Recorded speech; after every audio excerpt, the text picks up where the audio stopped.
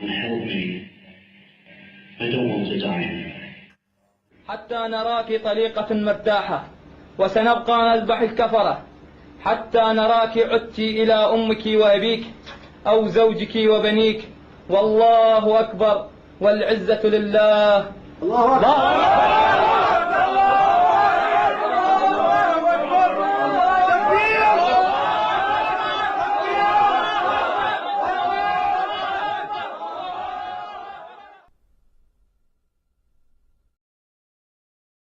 Years after the attacks of September 11th, America continues to face a challenging enemy. One which is totally invisible, which is submerged within the civilian fabric of society, which wears T-shirts, denim jeans, baseball caps. But is infected by an ideology of violent global jihad. Today, radical Muslim terrorists have renewed their war against Jews, Christians, the United States, and other non-Muslim nations.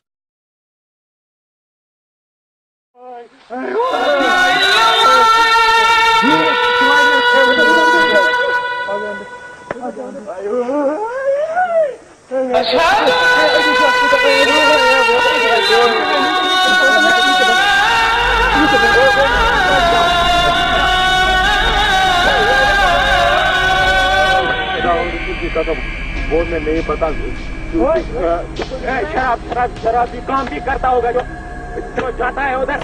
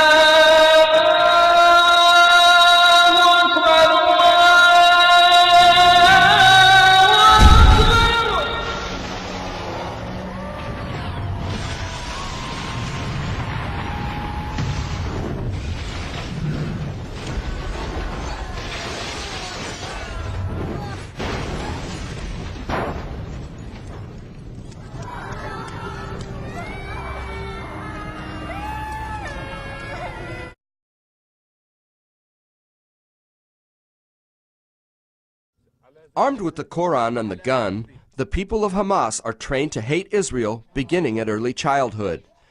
For more than 2 decades, Hamas terrorized Israelis through suicide bombings and thousands of rocket attacks. Its charter clearly calls for the end of Israel and its replacement by an Islamic entity from the Jordan River to the Mediterranean Sea. While Hamas military leaders were planning terror attacks on Israeli restaurants and buses, Mossab Hassan Youssef was growing up as the son of a respected Hamas founder. He became disillusioned with some in Hamas and began questioning his Islamic faith. Instead of planning terror attacks, Youssef began to prevent them. He managed to prevent, on his own almost, to prevent more than tens and tens and tens of suicide attacks and actually to save the life of hundreds of Israelis, and also almost on the way to prevent assassinations against Israeli officials. Youssef tells his remarkable story in a new book called Son of Hamas. In studying the Quran, Mossab Hassan found what he calls thousands of inconsistencies. What Muslim sheikhs or religious people do, that they focus on only one part of Islam. Which part do they focus on? The part that they need for that time. If it's a war zone, if it's wartime, they're talking about jihad. They bring the verses that it's like very political religion. And this way, I discovered that the Islam is the most bipolar religion on earth, that you can find whatever you want. So the Quran contradicts itself? In so many ways. But I'm telling you, the problem is much bigger than Hamas. The problem is in the God of Islam. This is shocking, and unfortunately this is the reality about this God. He's a God of torture. He's a God, the deceit God. This is what he talks about himself. Islam as a religion in general is a lie wrapped with some facts and truths, and I'm talking this with the authority of somebody who understands exactly what Islam is all about. And it's the biggest lie in history, in my opinion. And this is the biggest danger, that a quarter of population of Earth believe that this is a religion from God.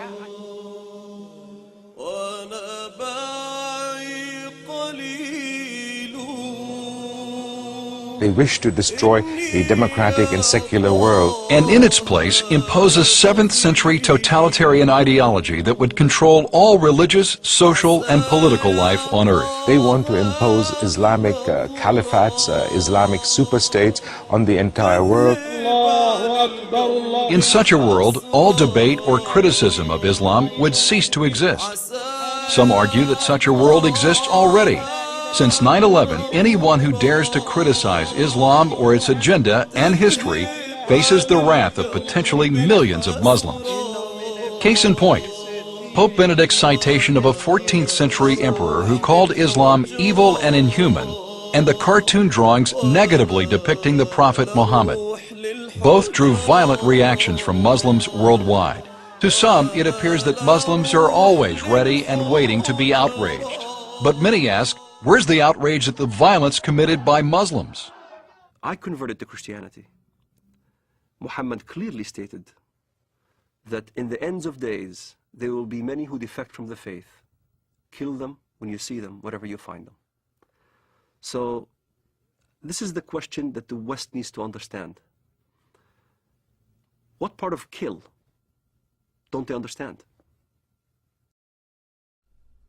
Islam and Islamic civilization are unique in their stance toward non-believers, and that Islam is the only religion in the world that has a developed doctrine, theology, and law that mandates violence against unbelievers. That there are peaceful Muslims, there are Muslims around the world who are moderate, who live in harmony with their non-Muslim neighbors and have no intention of ever waging war against them in any way. But the fact is that they have a very slim justification for their own peacefulness within the Islamic sources themselves.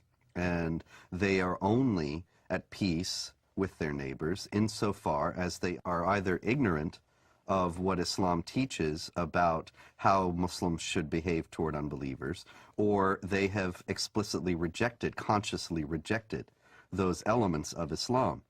There are, in short, peaceful and moderate Muslims, but no peaceful and moderate Islam. The idea that Islam is a religion of peace, however, is paradoxically enough held even by the most violent and radical of Muslims. Sayyid Qutb, the Egyptian Muslim theorist, whose writings are revered by radical Muslims today, by terrorists today, he wrote and insisted that Islam is a religion of peace. When you study his writings, it becomes clear that he meant that Islam is dedicated to establishing the hegemony of Islamic law over the world. When that hegemony is established, peace will reign in the world. Therefore, Islam is a religion of peace. But the problem is the peaceful Muslims don't understand the edicts that comes out of the jurisprudence of Islam. If you look at the interpretation of these verses in Al-Azhar University, in the Islamic Sharia schools in Jerusalem, in Jordan, in Syria, and Damascus, all throughout the Middle East, the jurisprudence of Islam clearly state, emphatically, that the verse of the sword made null and void all the peaceful verses. And what does the verse of the sword say? Then when the sacred months have passed, then kill the mushrikun, unbelievers, wherever you find them, and capture them and besiege them, and prepare for them each and every ambush. But if they repent and perform as-salat, the Islamic prayers, and give zakat, alms, then leave their way free. Verily, Allah is oft-forgiving, most merciful. Kill them when you see them, wherever you find them. This is not an allegoric kill. It's a literal kill. It's the killing of Zarqawi right in front of the camera. It's the lynching that you see in Ramallah. It's the killing of over 1 million Sudanese in Sudan, cutting the hands and the feet from opposite sides. And here's the dilemma. The peaceful verse, even the peaceful verse that is quoted, even by Bush, the verse goes as follows: whoever kills a life without just cause or for doing mischief in the land, then as he killed the entire earth. You'll find the same verse in the Judeo-biblical tradition. But most Westerners never skip after that verse, which makes very clear, but as those who do mischief in the land, then cut their hands and their feet from opposite sides and crucify them, literally.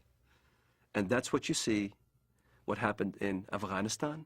That's what you see what happened in Sudan. A huge amount of crucifixions and killings and beheadings and amputations and public assassinations. They really want to revive Islam as it used to be. This is why they call it Islamic fundamentalism. The recompense of those who wage war against Allah and His Messenger and do mischief in the land is only that they shall be killed or crucified, or their hands and their feet be cut off on the opposite sides, or be exiled from the land. That is their disgrace in this world, and a great torment is theirs in the hereafter. The Prophet cut off the hands and feet of the men belonging to the tribe of Arina, and did not cauterize their bleeding limbs till they died. If you read the Quran, if you allow yourself to understand what the Quran is all about, you're gonna figure this out yourself. Go to the Quran, Surah 9, verse 5, and you will find what the God of Quran is asking Muslims to do against everybody. Now, it's not Muslims' fault that they were born in that culture. It's not their fault that they were born as Muslims. But what we're telling them, understand your religion before you are offended. Those are realities about their religion, and they need to recognize that.